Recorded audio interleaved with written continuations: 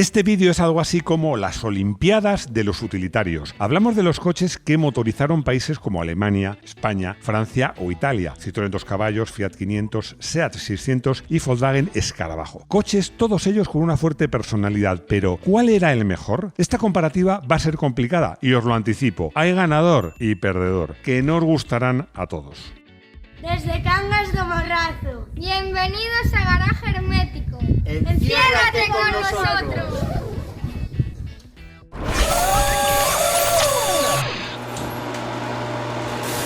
Tenía muchas ganas de hacer este vídeo, porque tanto los coches como las conclusiones son muy interesantes. Y os lo anticipo, habrá un ganador. Y perdedor, supongo, ¿no? Por supuesto. Estos 4 coches tienen varios rasgos en común. Y uno de ellos es su personalidad. Eso sí, unos más que otros. Ya empezamos. Te lo había avisado.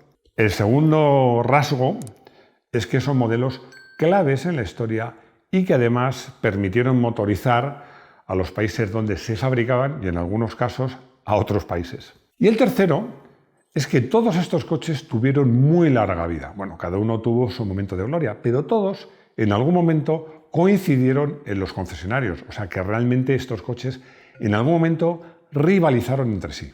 Y eso es lo primero que vamos a ver, la línea temporal de estos 4 modelos. Línea temporal, coincidencias. Por orden alfabético, comenzamos por el 2 caballos, que nace en 1948, aunque es importante recalcar esto, de un diseño previo a la Segunda Guerra Mundial y se fabrica nada menos que hasta 1990. El Fiat 500, con motor posterior, nace en 1957, aunque hubo uno anterior, con motor delantero y propulsión trasera, denominado por los italianos Topolino, que traducido sería ratoncito. Se mantuvo a la venta 18 años hasta 1975. El Seat 600 nace primero como Fiat en Italia en 1955 y se fabrica en Italia hasta 1969. En otros países su vida se alarga mucho más, hasta 1995. El Seat 600, propiamente dicho, nace en 1957 y se vende durante 16 años, hasta 1973. Por último, el Volkswagen Escarabajo, más correctamente denominado Tipo 1, nace en 1938, aunque de verdad comienza a venderse a particulares al finalizar la guerra, en 1945 o aún más tarde. En Alemania se vende hasta 1978 y en otros mercados, sobre todo en México, llegaron incluso hasta 2003. Os recuerdo, lo hablamos fuera de cámara, que este coche no es que se vendiera en México, es que se fabricaba en México y en Brasil, por cierto. Y os evito que hagáis números, ya los hago yo por vosotros. Fijaos, entre 1957 y 1969, todos estos coches coincidieron a la venta en Europa y en otros mercados. Y visto esto, ahora vamos a ver un poquito de técnica de cada uno de estos coches. Citroën 2 caballos, original. No voy a repetir el pliego de condiciones, la historia de la cesta de huevos y el sembrado. Bueno, en Garaje Hermético lo hemos hecho que yo recuerde al menos 3 vídeos donde contamos estas cosas y muchas más. Pero os recomiendo en especial el vídeo de Citroën 2 caballos, una suspensión muy especial, y nuestro vídeo de historia ficción titulado Cuando los nazis descubrieron el Citroën 2 caballos. Como os comentaba, el diseño de este coche arranca prácticamente en 1937 con la idea de motorizar especialmente a la Francia rural, es decir, hace casi 90 años. Era un modelo muy avanzado para su tiempo, con tracción delantera, centro de gravedad muy bajo, motor bicilíndrico boxer refrigerado por aire, unas suspensiones que lo hacían muy apto para caminos y un consumo ridículo. A cambio, las prestaciones no eran su punto fuerte, pero no nos engañemos, de estos 4 modelos, ninguno puede presumir de buenas prestaciones. Resultaba extraordinariamente fiable y sencillo de mantener o reparar, y eso hizo que triunfase, primero en zonas rurales y luego en las ciudades, convertido, entre otras cosas, en un icono del mayo del 68 francés. Fiat 500, ciudadano. A diferencia de los otros 3 coches de esta comparativa vintage, el 500 nace con vocación, yo os diría que casi exclusivamente urbana. También se olvida que este modelo era algo así como el coche del pueblo de Benito Mussolini, que ya en 1930 recordó al entonces senador Giovanni Agnelli, responsable de Fiat, os voy a decir, lo leo literal, la improrrogable necesidad de motorizar al pueblo italiano. El prototipo del Fiat 500 nace con tracción delantera, algo que Giacosa consideraba la mejor solución. Ya sabéis que Dante Giacosa fue el ingeniero que diseñó este coche. Y os preguntaréis, ¿tracción delantera? ¿Recordáis otro vídeo que hicimos en Garaje Hermético titulado Historias que las marcas preferían ocultar? Que hablamos de un prototipo incendiado de Fiat. Pues es este prototipo del Fiat 500 de tracción delantera. Al final el coche fue un todo atrás, con un motor bicilíndrico en línea de unos 500 centímetros cúbicos, de ahí el nombre, y apenas 15 caballos. Lo más importante, su longitud. Ni siquiera llegaba a los 3 metros, se quedaba en 2.970 milímetros, lo que repercutía desfavorablemente en la habitabilidad, pero permitía una manejabilidad en ciudad espectacular. Fiat Seat 600, para todo, para todos. A diferencia del 500, el 600 era un coche familiar. Sí, era mucho más grande, crecía de menos de 3 metros hasta los 3,3. Diréis, ¿sigue siendo pocos? Bueno, siguen siendo pocos, pero es un 10% más. Y os aseguro que esos 30 centímetros de más en tema de habitabilidad interior marcaban la diferencia. También es un diseño del brillante Dante Giacosa. Y aquí en España he oído decir montones de veces que era un 500 grande, pero no.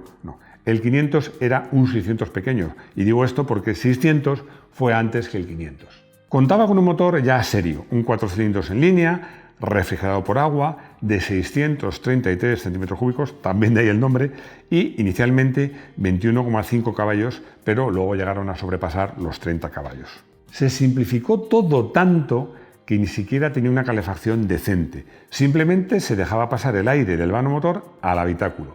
Entraba el aire mezclado con vapores de aceite y gasolina. Vamos, un seguro absoluto de mareo. Tuvo éxito en Italia, pero en España mucho más, pues fue el primer coche popular fabricado en la posguerra y se puede decir que motorizó España. Hubo largas listas de esperas para conseguir uno. Se fabricaron del Seat 600 casi 800.000 unidades en España. Escarabajo, calidad alemana. Como todos sabéis ya a estas alturas, porque todos sois muy listos y sabéis mucho de coches, el Escarabajo, cuyo nombre verdadero es Tipo 1, fue un encargo de Hitler a Ferdinand Porsche para hacer un Volkswagen, que en español, como sabéis, es coche del pueblo. Los nazis incluso hicieron una central eléctrica y una ciudad junto a la fábrica llamada Stadt des KDF-Wagens-Fallerswerfen, que en castellano sería Ciudad de los Automóviles KDF, que era como se llamaban a los Volkswagen, en Fallersleben. ¿Pero qué ciudad es esa? Bueno, si te digo, es la actual Wolfsburgo. Haber comenzado por ahí, Max. Ya, pero no te lo quería poner fácil. Por supuesto, los nazis no vendieron ni un solo coche a los particulares alemanes y todos fueron a parar a manos del ejército o del Estado. Así que este modelo, para los alemanes de a pie, nace tras la contienda mundial. Era un modelo copiado, como contamos en varios vídeos de Garaje Hermético, entre ellos el citado anteriormente, historias que las marcas preferirían que no conocieses, y que ya a finales de los años 40 pues no era precisamente un dechado de modernidad. El motor era un 4 cilindros boxer, inicialmente de 1 litro de cilindrada y 22,5 caballos a 3.200 revoluciones. El motor, a lo largo de la vida de este modelo, no dejó de crecer en cilindrada y potencia hasta llegar a los 1,6 litros. El motor iba situado en la parte trasera, por detrás del eje trasero, y el chasis era separado, lo que ha hecho que este modelo sea ideal para hacer versiones distintas, en particular, por ejemplo, los bonitos buggies que nacieron con esta mecánica. Como os decía, el diseño no era muy moderno ni nada excepcional, pero la calidad de fabricación sí, y eso hizo que este modelo fuera un coche muy duro y muy longevo. ¿Los comparamos? Vamos a comenzar por las comparaciones. A ver, el Citroën 2 caballos es de lejos el que tiene mejor comportamiento y mejor confort, e incluso de los mejores en cuanto a habitabilidad. Bueno, eso sí, el motor, que nunca pasó de los 603 centímetros cúbicos, pues ofrecía unas prestaciones muy modestas. Y la calidad de acabado, en lo básico, en lo importante, era buena, pero en las cosas, en los remates, era un coche bastante pobretón. El Fiat 500 es una pena que no naciese como tracción delantera, pero bueno, desde luego en ciudad, el que el motor era muy poco potente, tenía muchos bajos. El peso era muy contenido, la dirección, al llevar el motor detrás, era muy ligera y muy directa. Y con una longitud, como he dicho, de menos de 3 metros, era y sigue siendo, porque en Roma todavía se ven, el rey de la ciudad. Lo malo era ir de viaje con este coche. Bueno, es que aunque fueran solo 100 kilómetros, era en este coche una verdadera aventura mantenerse a una velocidad del entorno de 90 km/h. Junto con el 2 caballos, de estos 4 coches es de lejos el de menos prestaciones. Lo que pasa es que el confort, por espacio, por dureza de suspensiones, pues era bastante malo. Y es que claro, una cosa es un recorrido de 15 minutos por ciudad y otra cosa es irse de viaje. Y es que el Fiat 500, una de sus mayores virtudes es su mayor defecto. Es un coche muy especializado en ser un coche urbano. El Seat 600 sí era un coche para todo, era un coche familiar, que tenía unas prestaciones más aceptables e incluso diría que una habitabilidad más aceptable. Además gastaba poco, era asequible de compra y era relativamente sencillo y barato de reparar. Las debilidades del Seat 600, una de ellas era su calefacción, que como digo era muy mareante.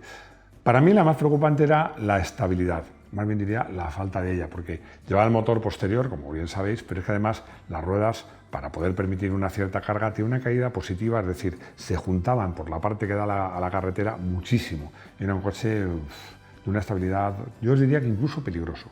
El escarabajo claramente está por delante de todos en estos 4 coches que hemos seleccionado, claramente por delante en cuanto a calidad y además yo diría que por bastante margen. Además era un coche relativamente amplio, de los que más o el que más de esta comparativa, y bastante cómodo. En el lado negativo, bueno, una de las cosas, su elevado peso. Claro, la combinación de un peso elevado con un motor que no tenía un gran rendimiento, entre otras cosas porque era de muy baja compresión, daban como lugar a unas prestaciones modestas y a un consumo elevado. Y luego era un coche, como os digo, de una calidad extraordinaria, pero bastante peculiar, que para su reparación y mantenimiento necesitaba de manos expertas. Esto en España, que no llegaron muchos, fue un problema porque no había buenos mecánicos de Volkswagen. En Brasil, en Sudamérica en general y desde luego en México, esto no era un problema porque allí los mecánicos sabían y saben mucho de estos coches. Por fin, la clasificación. Comenzamos por el final, es decir, vamos a ir del cuarto, que podríamos decir que es el perdedor, al primero, que es sin duda el ganador. Para mi entender, el menos bueno, no voy a decir malo, el menos bueno de todos es el Fiat 500. ¿Por qué? Bueno, porque era un coche prácticamente solo apto para ciudad. Yo creo que la especialización de este modelo es lo que le hace caer al cuarto puesto, aun siendo un coche excepcional. El tercer puesto es para el Seat 600. ¿Por qué? Hombre, le penaliza su calefacción, como he dicho, le penaliza que tampoco era un coche especialmente robusto, y luego que el comportamiento, como he dicho, rayaba en lo peligroso. Su mayor virtud, ya sabéis cuál, es que era lo único que había. Como subcampeón, pues voy a poner a Volkswagen Escarabajo, sobre todo por su calidad de fabricación, que es notable, pero es que os digo que es notable, incluso si ves un Volkswagen antiguo hoy día, te das cuenta de la calidad que tiene de materiales, de remates, de ajustes. Es un coche que está muy bien hecho. Lo que pasa es que es un coche que es muy pesado, de muy poco rendimiento y que para mí, bueno, por supuesto ahora es antiguo, pero era antiguo incluso cuando nació. And the winner is... El ganador es, bueno, ya lo imagináis, el Citroën 2 caballos. ¡Ojo! Que alguno me diréis, Máximo, se te ha visto el primero que eres citroenista. Siempre he reconocido que soy citroenista, pero no lo he elegido por eso. Es que el Citroën 2 caballos, os recuerdo que es un diseño de 1938, antiquísimo, se adelantó a su tiempo, como solía hacer Citroën en esa época, con un motor delantero, tracción delantera, un motor muy bajo, una habitabilidad muy buena para su tamaño, unas suspensiones fantásticas. Yo creo que al 2 caballos, para ser un coche aún más mítico, lo que le faltó fue una evolución verdadera, porque los coches, la evolución de 2 caballos, que fue el Dinan 6 y los C8 o Dinan, realmente eran más de lo mismo, pero ¿os imagináis un 2 caballos un poco más grande, un poco más ancho, con una carrocería más bonita, con un motor más potente? Esto puede ser una buena idea para un vídeo de historia ficción. ¿Qué os parece? El Super 2 caballos. Bueno, está claro, el ganador, el Citroën 2 caballos. Y además, si pudiera ser el mío naranjita, que tengo una foto que tiene razón, Rodrigo, se me ve mucho a mí, muy poco al coche. Es la única foto que tengo. Me encantaría recuperar ese coche, que por cierto, dudo que ni siquiera el pobre esté vivo. Raúl, como diría mi madre, ha oído campanas y no sabe dónde, porque me dice que ha leído que el escarabajo fue el coche anfibio más fabricado de la historia. No, el escarabajo, la respuesta es no era un coche anfibio. Lo que pasa es que el Swimmingwagen es un modelo, pero ojo, también he leído que es un Volkswagen escarabajo que se ha hecho anfibio. No, es un modelo diseñado ex professo como coche anfibio que toma como base algunos elementos como motor y suspensión del escarabajo, pero es un diseño aparte e íntegramente fabricado como coche anfibio, y ese sí, es el coche anfibio más fabricado de la historia, sencillamente porque se fabricó para el ejército alemán, no por otra cosa. Carlos me cuenta que se ha hecho con un SEAT 600 clásico, que además le había preparado algo de motor y que, claro, se lleva un par de sustos. Lo había dejado de serie de suspensiones, que ¿qué puedo hacer? La respuesta es lo primero. Un coche clásico, más un SEAT 600 para pasear. Aunque haya curvas, no te emociones. Pero bueno, te voy a dar un truco que es muy sabido por todo el mundo. Y es cortar, no hace falta ni que los cambies, cortar un cuarto, o yo te diría más bien media espira, no más, porque entonces te vas a quedar sin recorrido de suspensión, lo suficiente para que la suspensión trasera, al bajar, coja caída negativa. También te digo una cosa, que por lo que dices, deduzco que a lo mejor lo has hecho. Caer en la tentación de poner neumáticos más anchos. No se te ocurra, pon los neumáticos de serie, porque es mejor que el coche deslice a que los neumáticos agarren y el coche vuelque. Así que si le cortas esa media espira, que coja caída negativa, y dejas los neumáticos en la medida de serie, el coche será mucho más seguro. Y llegamos al final de este vídeo, que tenía ganas de hacer, porque son coches que me gustan todos muchos, y además que luego, haciendo esta línea temporal, he visto que han rivalizado casi 20 años en los mercados. Bueno, espero que te haya gustado. Si te ha gustado, danos un like. Si no te ha gustado, nos lo comentas el porqué. Y nada, daros las gracias por suscribiros, por haceros miembros, que es solo 0,99 euros al mes. Y no me dejan hacerlo más barato en YouTube, pero ese dinero va directamente a las mejoras en el canal. Y nada más, ya sabéis que para mí lo más importante es veros de nuevo aquí, en nuestro garaje hermético. Hasta pronto.